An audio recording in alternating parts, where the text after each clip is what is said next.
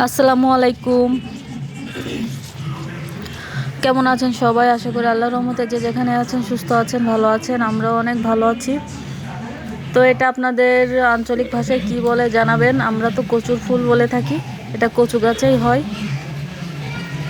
এই যেটা দেখাচ্ছি এটা কিন্তু কাটার সময় অবশ্যই আপনারা বের করে নেবেন। আর দেখেন কেটে আমার হাত কষে পুরো ভরে গেছে। তো এই যে সুন্দর করে ছোট ছোট করে কেটে নিয়েছি, এটা এখন ধুয়ে আমি সিদ্ধই বসিয়ে দেব। ভিডিওগুলো ভালো লাগলে অবশ্যই লাইক কমেন্ট শেয়ার করবেন। যারা এখনও সাবস্ক্রাইব করেননি অবশ্যই সাবস্ক্রাইব করে দিবেন। আর যারা ফেসবুক থেকে দেখছেন অবশ্যই আমার পেজটা ফলো করে দিবেন।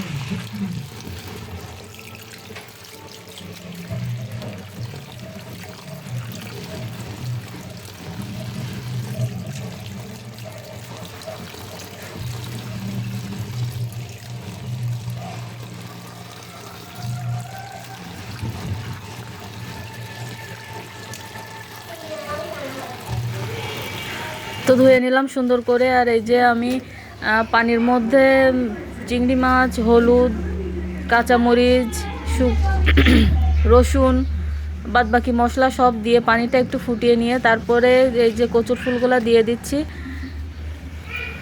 এটা একটু নাড়াচাড়া করে তারপরে ঢাকনা দিয়ে ঢেকে সিদ্ধ করে নেব অনেক সুন্দর করে। যত সুন্দর শুকনো শুকনো করে সিদ্ধ করবেন ততই গাল চুলকানোর সম্ভাবনা অনেক কম থাকবে।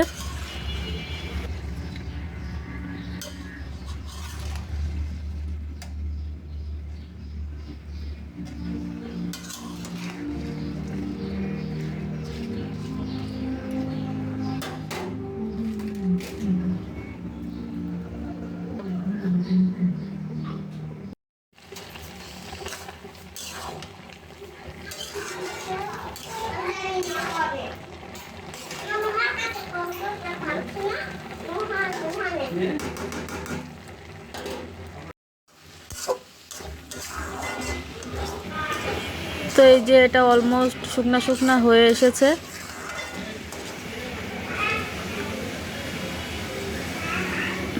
নামিয়ে রাখবো, এখন বাগার দিয়ে নেব।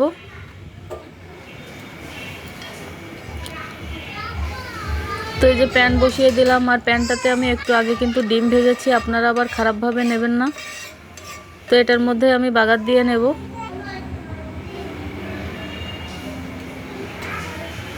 বাগারের জন্য বেশি কিছু লাগবে না, শুধু পেঁয়াজ আর রসুন একটু থেতো করে নিয়েছি, সেটা দিয়ে বাগার দেব। বাদবাকি মশলা তো সিদ্ধ করার সময় দিয়ে দিয়েছিলাম।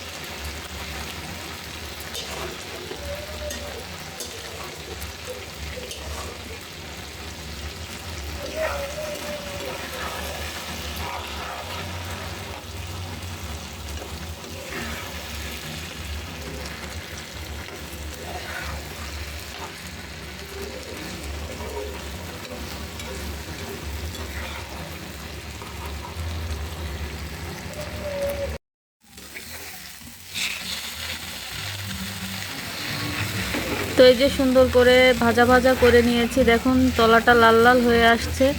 তো এটা যত আস্তে জাল দিয়ে ভাজা ভাজা করবেন ততই কিন্তু খেতে ভালো লাগবে। তো ভিডিওটা কেমন লাগলো জানাবেন। আজকের ভিডিওটা এই পর্যন্ত, দেখা হবে নতুন একটা ভিডিওর সঙ্গে। আল্লাহ হাফেজ।